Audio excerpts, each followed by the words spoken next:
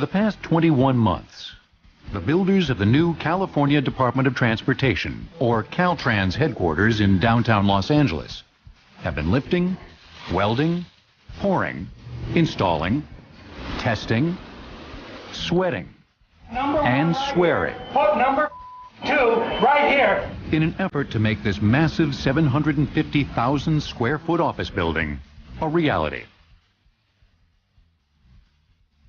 Much of the innovative design of the building is evident from the outside. But inside, hidden behind walls and above dropped ceilings, is a labyrinth of pipes and wires connecting every area of the building and making office life possible. In the industry, we say that heating and cooling is a luxury, but plumbing is essential. The Scott Company is the plumbing contractor on this project. Its technicians are working on the guts of the building, the veins and arteries that will finally bring this structure to life. Without water and drainage, society doesn't exist as we know it. Disease, everything that's been pestilence on man has, since the beginning of time, basically been traced 90% of it back to sanitation. Without sanitation, you have no cities. The Scott Company is responsible for installing the plumbing system. Pipes, sinks, toilets, faucets, and pumps. Edward Mahoney is the general foreman. He's here to make sure no one's sitting back taking it easy. Final test to make sure that if anyone is, this job could spiral out of control. Basically, plumbing system consists of 2 components. The pressurized water system delivering water to your fixtures, and the drainage system which takes the wastewater away. In installing a plumbing system in a building this size, we install the risers going from floor to floor. Risers are the vertical pipes that move supply water up and wastewater down throughout the building. In the case of multiple bathrooms, we prefabricate whole batteries of toilets, urinals, whatever, particularly if they're repetitive multiple times. We bring out a package with the waste and the water already assembled and attached to the risers. This makes it fast and efficient, and then hook it up, test it, have it inspected, and it's done. That's it. This is going to be a bathroom upon completion. We have the wall that's open with all the pipes in it now. We have the 2-inch water line here that will be furnishing the water to the water closets, toilets, and sinks. And this is the hot water line that will be furnishing hot water to the sinks. And then eventually there'll be a toilet sitting right here. That's the waste in the floor for the toilet. The Scott Company is installing 700 toilets and urinals and 450 faucets. It's also running 50 miles of pipe, ranging from half-inch faucet supply lines to massive 12-inch storm drain lines. The plumbing engineer has to take into consideration many factors when designing a plumbing system. He starts by looking at the number of fixtures required by the building plans. Next, he determines how much water demand it takes to feed all the fixtures in gallons per minute. Without pressure, the water doesn't flow. The water flows totally under pressure to get it from one place to the other. In all tall buildings, the city water pressure alone isn't enough to push it to upper floors. Our supply is from the city. On this particular building, we go up 7 floors on city pressure, and for the upper 8th through 13th floor, it requires a pumping system. Here we have the house pumps. These pumps appear to be very small, but they do a very good job for the water, servicing the whole entire building, all floors, all your lavatories, sinks, drinking fountains, your kitchen area. There, all the water that enters the building all goes through these pumps. Each of these pumps is capable of moving about 50 gallons of water per minute. And this building will need that kind of volume. A large building like the Caltrans building, for example, might use 15 million gallons of water a year. It would equate to filling a large NFL football stadium up to the stands with water. That is a lot of bathroom breaks. But 15 million gallons is half of what a building this size could consume.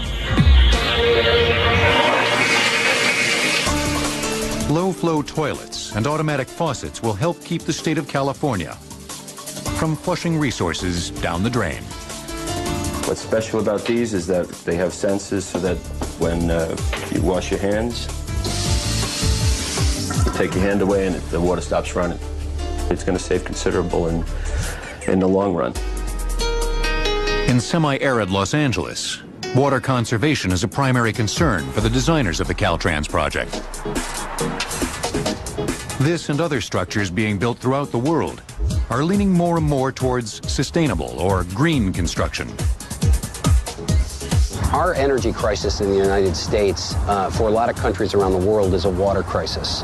And green buildings offer a tremendous amount of attention towards water savings. Making the biggest splash yet in the world of water conservation will be the 54-story One Bryant Park building, going up in New York City. Designers hope it will be the biggest, greenest skyscraper ever constructed. Developed by the Durst Organization and designed by Cook plus Fox Architects, the building will use what's known as a gray water system. The site is 2 acres in area, and each year, on average, 4 feet of water fall on this site. We're going to capture all of it, and we're going to use it to flush the toilets and for cooling tower makeup. And we're going to treat it before we use it. The captured rainwater will be used in the toilets, but not in the urinals. The urinals won't use any water at all. A waterless urinal looks just like any other urinal, except there's no flush valve on it. And it has a cartridge that is filled with a liquid that is lighter than urine. So when one urinates into the urinal, the water flows down the sides like any other urinal and actually flows under the liquid. It's a blue-colored liquid, harmless to the environment, flows under this liquid and right down the trap, down into the sewer system. And that liquid maintains the barrier between the sewer system and your nose. One day we just sat down and did the math, and at 2 million square feet, if you look at the population and look at the number of times a urinal is typically flushed, it ends up being about 3 million gallons a year of water, potable water saved. Although the urinals at the Caltrans building aren't waterless, they only use 1 gallon per flush. Most home toilets use 3.5 gallons per use. It's estimated the 2,000 occupants of the Caltrans building will flush 10,000 gallons of water a day. That goes green means go. The plumbing contractor is working to keep things flowing. But something doesn't quite smell right. And it's not coming from the sewer connect. The people working for the Scott Company are about to be hit with some really bad news. The development of the skyscraper is the story of technologies coalescing at just the right time to send structures soaring skyward. Technologies including indoor plumbing. Public water supply is one of these great technological accomplishments of the 19th century. Without these water supply systems, you could not have the concentrations of population that you have in the cities and in those little cities that are skyscrapers. Indoor plumbing in the U.S. actually predates the birth of the skyscraper. In 1829, the Tremont House in Boston became the first hotel in America with indoor plumbing. This was considered an enormous luxury at that moment. But of course, once indoor plumbing was incorporated, it became a standard. And when we see plumbing coming indoors at the Tremont, we see plumbing coming indoors to stay. By the time the first skyscrapers were constructed in the late 1880s, indoor plumbing had already become a common fixture of city life. But plumbing in a skyscraper presented unique challenges for engineers. The story of plumbing in skyscrapers is really the story of the development of pumps. Pumps that were powerful enough to push water higher and higher in buildings that grew taller and taller. With the help of pumps, designers found they could more efficiently control water demand and pressure by filling holding tanks at the tops of their buildings and letting gravity do the work. But the early office bathrooms weren't for everybody. The early skyscrapers had single bathrooms at the core, and people walked down the hall to use the bathroom on every floor. Sometimes there was a men's room on one floor and a women's room on another floor. Sometimes in the early skyscrapers there were just men's rooms because there weren't very many women in office buildings. Fortunately, the Caltrans building will have both men's and women's rooms. The Scott Company is outfitting 52 bathrooms with all the necessary items. But rumors have been swirling around the site. A couple months into the job, found out that there's going to be some financial hardships. There was a crunch for money. Worse than a crunch. The Scott Company, in business since 1906, became unable to pay its bills. Suppliers stopped providing equipment. That meant trouble for Clark Construction, the general contractor. The Scott Company handled not only the plumbing, but also the heating and air conditioning systems. It impacted their performance dramatically. They were unable to keep up with the schedule here on this project. But the schedule wasn't the only thing impacted by the cash flow problems. When union payments fell delinquent, a number of workers had to leave the job. Worked for about 2 months, and company started to go belly up, and because we're organized through a union, we had to walk off the job.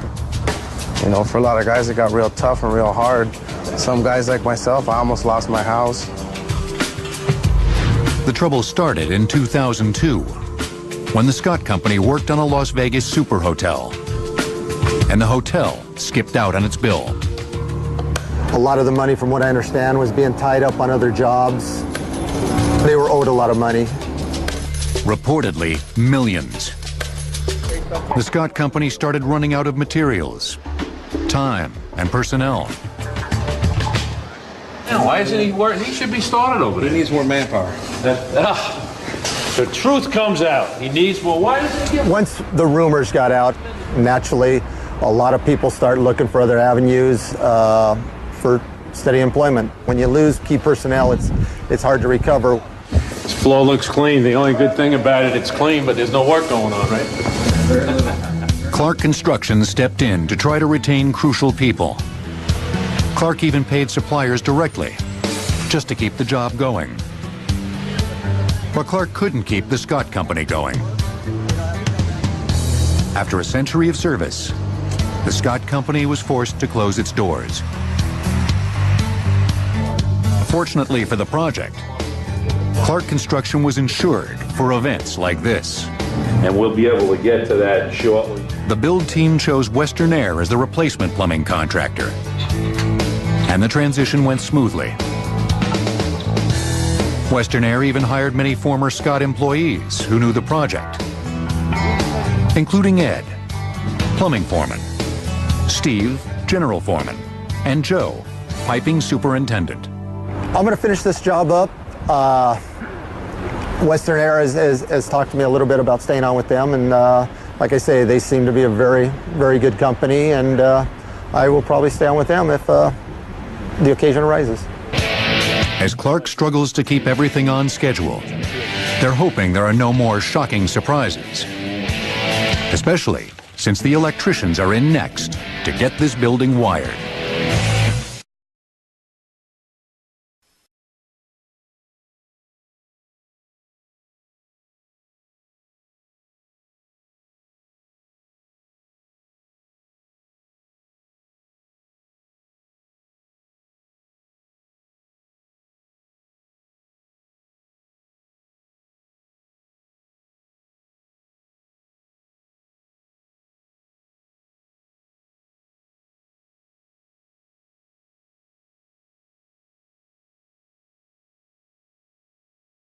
Conduit, miles of wire, and plenty of patience. Broken down, it's somewhat similar to the electrical system in your house. At home, power travels from the panel board to the outlet through the hot wire. When you're using a power tool, such as a drill, electricity flows through the hot wire, powering the drill, then back to the panel board via the neutral wire to complete the circuit. The ground wire is there to provide a safe path for electricity to follow in the event of a short circuit, which might result from a loose hot wire in the drill. The electrical system of this building follows the same basic rules, but on a much bigger scale. It starts 4 stories below ground in the electrical vault. The vault is owned by the Department of Water and Power. The contractor actually built the vault for us to our specifications, but it's our equipment, our facility, and we're responsible for it. So only the Department of Water and Power has access to the vault for safety reasons and also because it's our equipment. Chris Logie with the Los Angeles DWP is in charge of setting up the vault. It's the first step toward getting this building turned on. We're installing the equipment, the transformers, the fuse cabinets, and we're just starting from scratch. It's certainly my biggest project to date. This is a big job. The fun begins as the first truckload of equipment arrives at the site.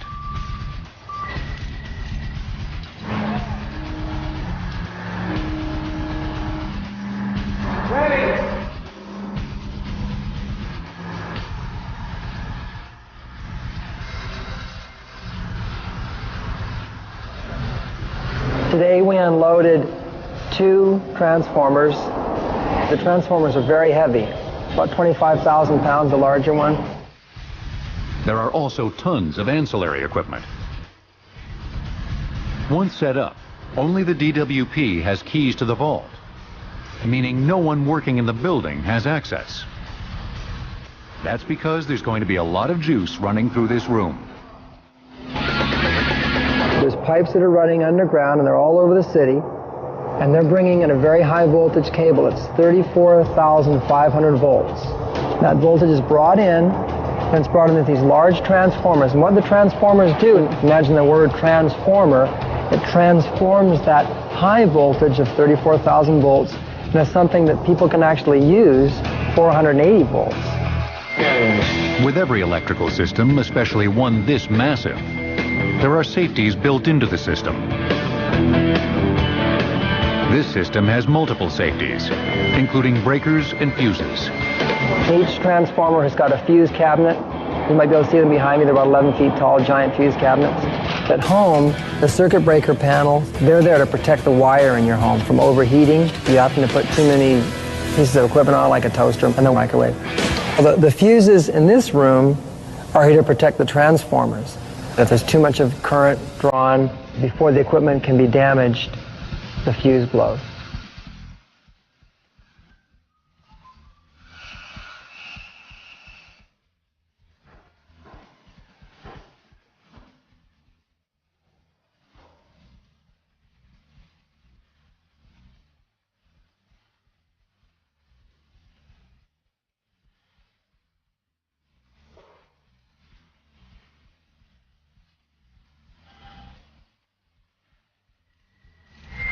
We have a couple of guys up here installing this 4-aught wire. The idea behind that is electricity will follow the path of least resistance. What we use it for is a safety measure, so that in case something goes wrong, the electricity will follow this to ground, which we have it hooked to. We have it hooked to a ground system under the floor. It's just like the wire you have at your home, except probably it's only one strand of this. 3 weeks into the project, the DWP electricians have made great progress. But the general contractor is pressuring them to move even faster. They projected to be a 3-month job, but I understand the contractor, the customer would like it done in 6 weeks. So. Okay, 1, 2, 3. The vault is only the first stop on this electric highway. Dynalectric is the electrical contractor on the project.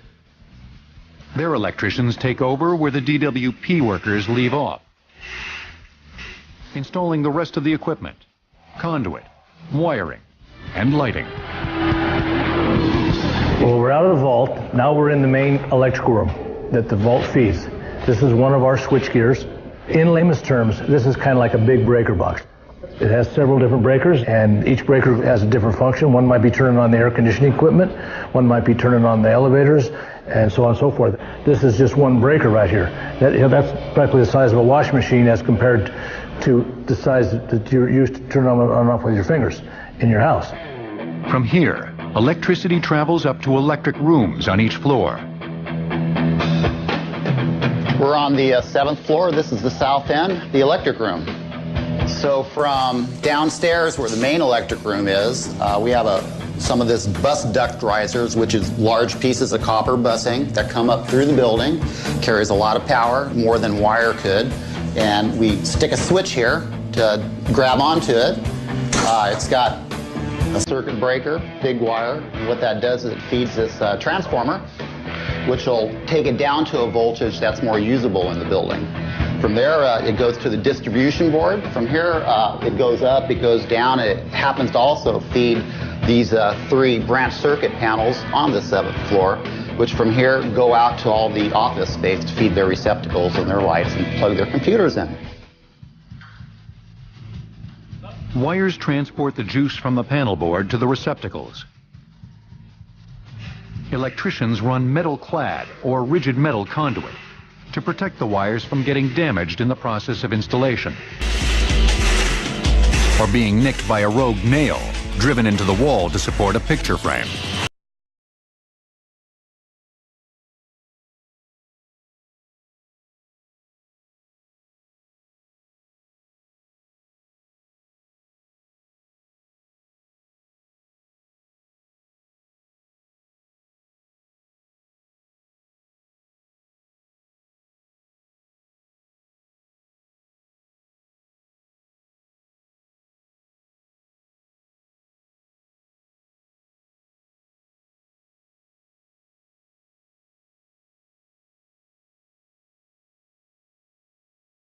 When it reaches the other end, it's connected to the electrical wires and pulled back through the conduit.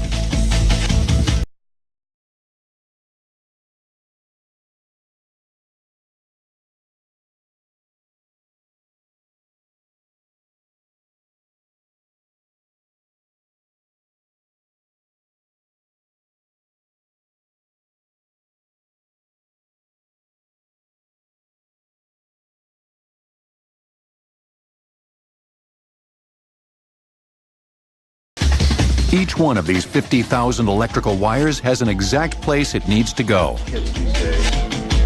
That's why they need a good roadmap. How about electric here? Where is this fed from? Can you start looking at Amos where these things are fed from? With 6 months to go before the first scheduled move-in date, the subcontractors are feeling more pressure than ever to get this building switched on. Hey, it works. And there's one man in particular applying the pressure. Clive Sondy, the general contractor. So how long is it going to take to finish this? There's the plumber doing the work. How long, Sonny boy? Tomorrow you'll be done. Oh, hopefully. Yeah. Hopefully. Okay, good. You're all right. I don't care what they put. The 85 electricians at the new Caltrans building in Los Angeles are busy installing the transformers, running conduit, and pulling wire. They're also hooking up 6,000 fluorescent lighting units. The modular design makes each one a snap to install in just a few minutes. Proper lighting has always been essential to productivity. Until the early part of the 20th century, lighting, natural lighting, influenced the very design of the building itself. Workspaces were lit principally by daylight, so that the close proximity to windows was extremely important for the quality of space. At the turn of the 20th century, Chicago architects designed central courtyards that allowed light into the center of the structure. In New York, architects designed tall, slender towers. Appearing in both cities were buildings with indentations for better access to light. And it was the incandescent electric bulb, Edison, 1879, that changed everything. And it was during the 1880s that electric lighting began to come into use on a commercial basis. Edison didn't actually invent the light bulb. He invented a less expensive, longer lasting, and more reliable light bulb. He also patented switches, outlets, and sockets to support his light. Thomas Edison realized the light bulb needed electricity, and there was not any power generating plants at that time. So while he had a great invention, there was nothing to plug it into. On September 4th, 1882, Edison's Pearl Street plant opened in Lower Manhattan, becoming the country's first commercial electrical generating station. Built in the heart of New York's financial district, the plant initially provided electricity for lighting to 59 customers in a 1 square mile area. Just 2 decades later, large buildings throughout the country were using electricity to run lights and elevators. The early electric lights were more for task lighting than room illumination.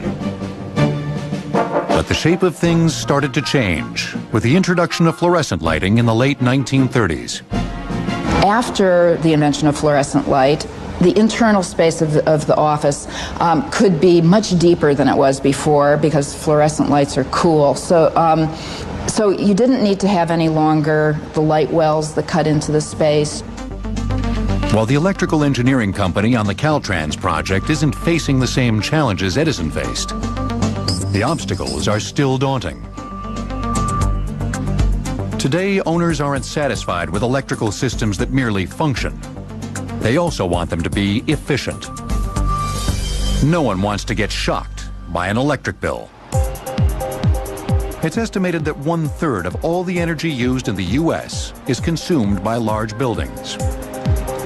Our aim is to try to reduce the amount of energy that it takes to support the building.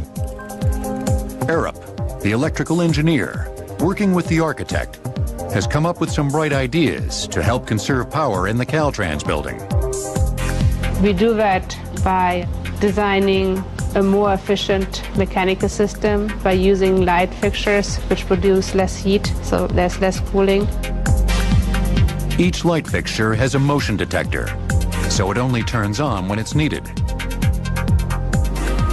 The sun also helps light the building. The south side has photovoltaic cells, so they produce energy. If you use half of the amount of energy, you also spend half the amount of money every year. And with big buildings, those are several $100,000 of savings every year. The One Bryant Park building in Manhattan will have another cool way of saving money. Because electricity rates fluctuate throughout the day and night, power is more expensive during peak demand, usually midday. The One Bryant Park building will maximize its electricity usage through a system called off-peak cooling. In Manhattan, we stress out the electrical infrastructure on very hot days in the middle of the summer, all at the same time. And it's just incredibly inefficient. So one of the unique technologies that's happening here is called ice storage. In the middle of the night, when there's very little stress on the infrastructure, we're going to use chillers to make ice all night long, like a chipmunk storing nuts for the lean times. And then in the peak of the day, we actually have cold stored up. Inside each large tank are dozens of spiral tubes, stacked on top of each other. The tanks are also filled with water.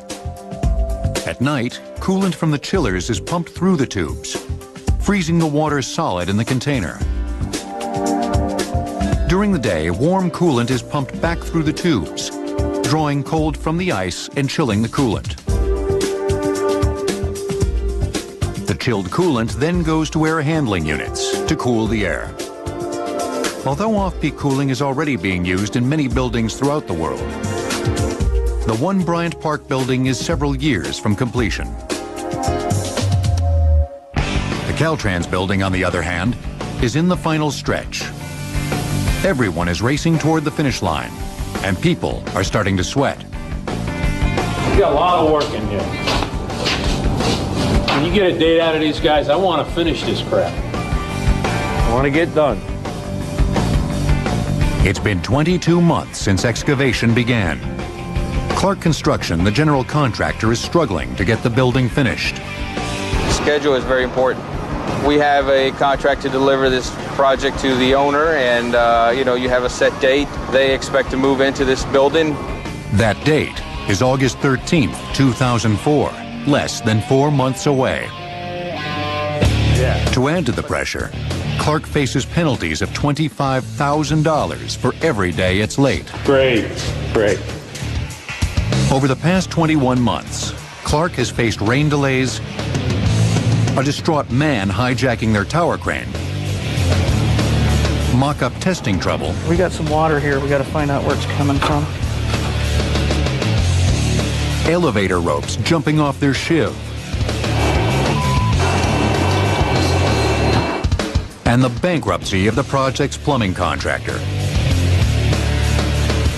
While every job experiences road bumps, it's Clive Sondy's job to make sure no pothole turns into a bottomless pit. Clive is the on-site superintendent. He's the one that's making sure that everybody's meeting their deadlines. They must need a C&I dog or something. The ones upstairs are not done. Clive is what you might call a motivator. I don't know why this can't be done. Is there any reason this can't be done? Can you kick them in the ass and get them done? Well, you got to plan ahead and always come up with almost goals that people can't meet. Why isn't it up in the air? What the hell are we waiting for? Shoot for the moon, and if you get real close, you're in good shape. He is very, very direct. He tends to be to the point. Well, if there's no freaking problem, why isn't this done?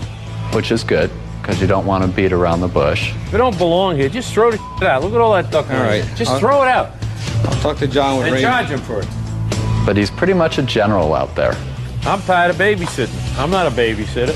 Personality-wise, it's kind of like Lombardi. You hate him, but you respect him. And if a person in his position isn't constantly, I hate to say it, hated, then he'll probably get walked all over. I think he's doing a fantastic job. In many ways, Clive is like a stern father, making sure his kids are getting their chores done. He's also looking out for their well-being. You got safety glasses? Yes, sir. Okay. And that ladder say that you can't go on the last 2 steps? Almost every ladder I've ever seen, you're close to a shaft. I'd hate to see you go down. How you doing there, Sparky? Pretty good. When I'm building a rocket ship, it's mostly common sense and experience and knowing what things are supposed to look like. Pipe flange. He's an old steel man. You guys should get along good. Yeah. Like any other business, you're only as good as the people you have. You got to treat them well. You got to train them well. And if you lead properly, they'll follow you. In June 2004, Clive Sondy was diagnosed with cancer and had to leave the project abruptly.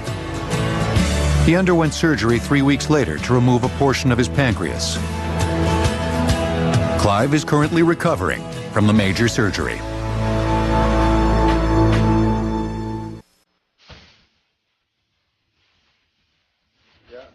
With 2 months to go before the first move-in date, it's an all-out sprint to the finish line. That's 48 and I got 38.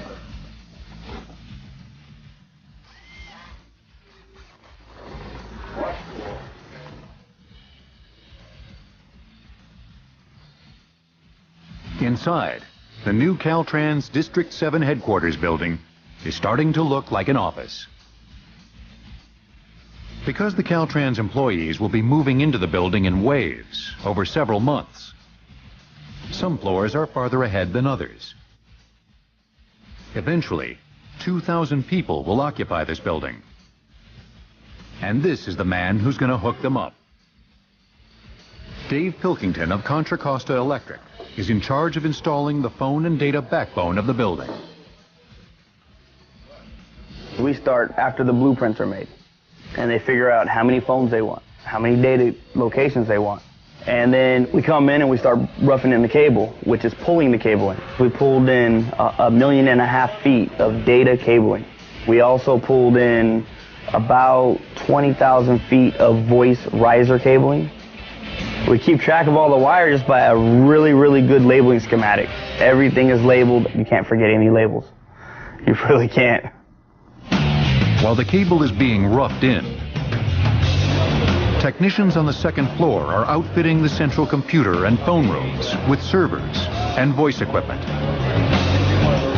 This here is the voice MDF, main distribution frame. Basically what happens here is SBC, the phone company, will bring in lines from the street and they will hand them off to us, the building. They're going to bring in 3,600 lines. The adjacent room holds the heart of the data network. This is the data MDF, the data main distribution frame. What happens here is we've sent fiber optics throughout the whole building to all the IDFs, the independent distribution frames.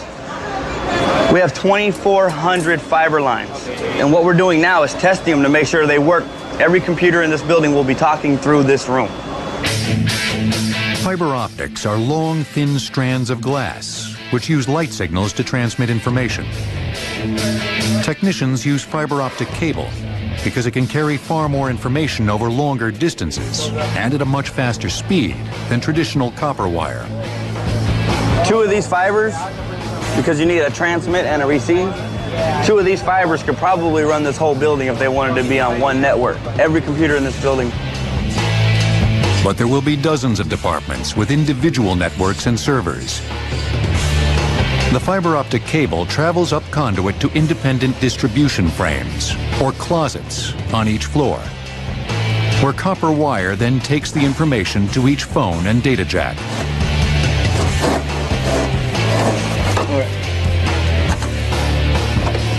The most important aspect of my job is to have the customer come in, to plug in and have no problems at all with their data. But that goal might be hard to meet with less than a week before the first move-in. While Dave's struggling to get everyone wired, a few select Caltrans employees are getting a sneak preview of their new digs. Man, have you made progress? Well, I love the space. I just love the way the lighting's working for it. While the excitement is growing for Caltrans, the anxiety is building for those racing to get the structure finished in time.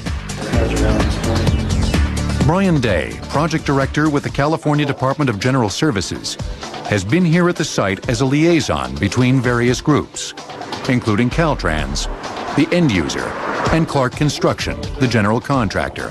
Have they changed? Are they increased or are they staying constant? This week is perhaps the most pressure-packed. We have people on site working 24/7. We have exactly 4 days left.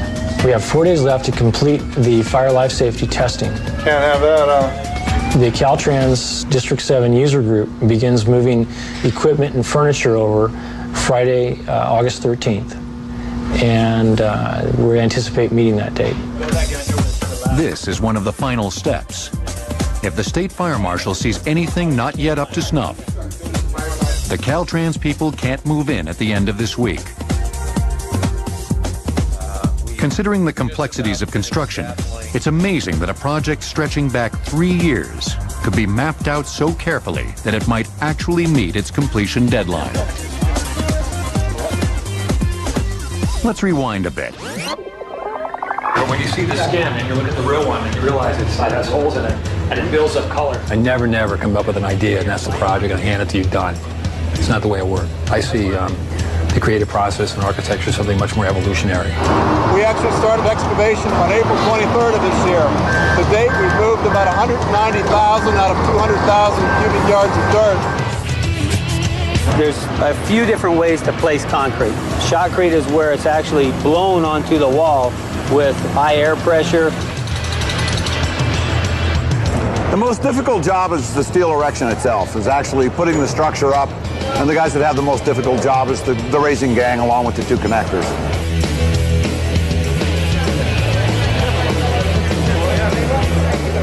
It's a big day for any construction site. This is why we usually have these parties. These are chillers, which, if you were to think about it, are giant air conditioners. These are the strip window units we're installing out here. We have around 1,000 of these to put in. Grab the number 1 right here, put number 2 right here, so I can get 1 and 2 in order here. Without water and drainage, society doesn't exist. We're on the 7th floor. This is the south end, the electric room. Sure, we're connecting wires and we're connecting computers, but what we're really doing here is connecting people. This project could have easily taken a 6-year envelope. We've basically cut that time envelope in half, from an existing asphalt parking lot to a 1.2 million square foot structure. Is truly an outstanding effort. The Caltrans building was a fast-track project. To save time, construction began before many details were hammered out. This took the coordinated efforts of the architect, the general contractor, the subcontractors, the state, various engineers, and consultants. From a construction standpoint, the fast-track method proved successful on this project.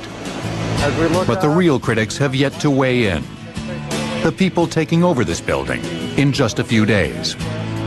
One set of employee elevators. I love this building. This is going to be great. The interior space is fantastic for the employees. We get lots of natural light all through all the workspaces, which is very important. This is my first time being inside of the building, and I must say it's fantastic. And I know that employees will definitely enjoy working here. As we've watched the building under construction, just from across the street, the anticipation has grown over time. It started with a big hole in the ground and it slowly worked itself up. It'll feel vibrant and like part of Los Angeles, unlike we've felt before. Thousands of independent events have transpired to form a building. And like all large building projects before it, this one too takes its place in the skyline and in the fabric of the city itself. The planners, designers, and builders of this project are already looking ahead to their next undertaking, where they'll face new challenges in the race to build the next monument.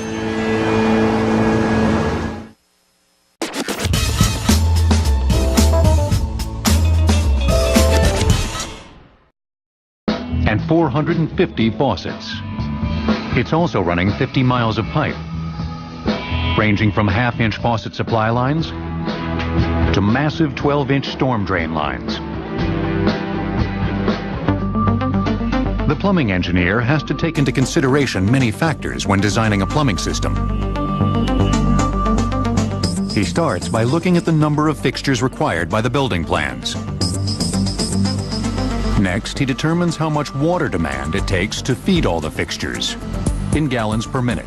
Without pressure, the water doesn't flow. The water flows totally under pressure to get it from one place to the other. In all tall buildings, the city water pressure alone isn't enough to push it to upper floors. Our supply is from the city.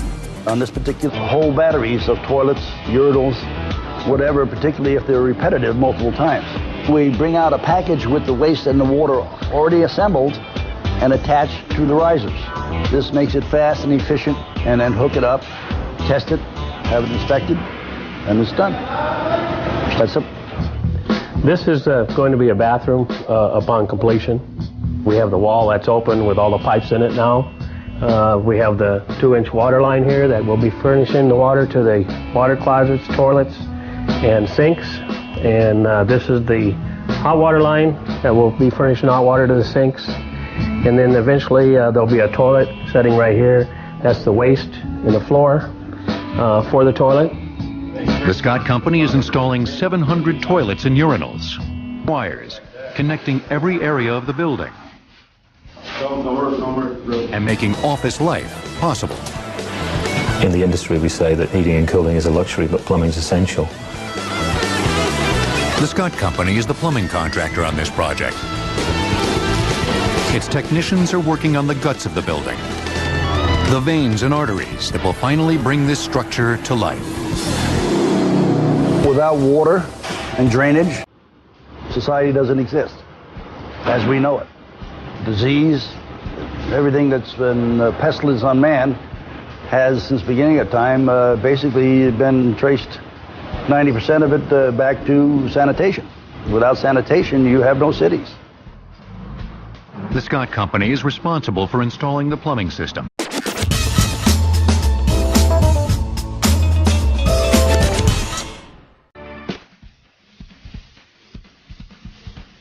For the past 21 months, the builders of the new California Department of Transportation, or Caltrans headquarters in downtown Los Angeles, have been lifting, welding, pouring, installing, testing, sweating, and swearing. Put number 2 right here. In an effort to make this massive 750,000 square foot office building a reality.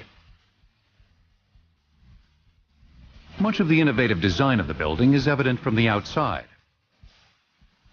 But inside, hidden behind walls and above dropped ceilings, is a labyrinth of pipes, sinks, toilets, faucets, and pumps. Edward Mahoney is the general foreman. He's here to make sure no one's sitting back taking it easy. Final test to make sure that If anyone is, this job could spiral out of control. Basically, plumbing system consists of two components. The pressurized water system delivering water to your fixtures, and the drainage system which takes the wastewater away. In installing a plumbing system in a building this size, we install the risers going from floor to floor. Risers are the vertical pipes that move supply water up and wastewater down throughout the building. In the case of multiple bathrooms, we prefabricate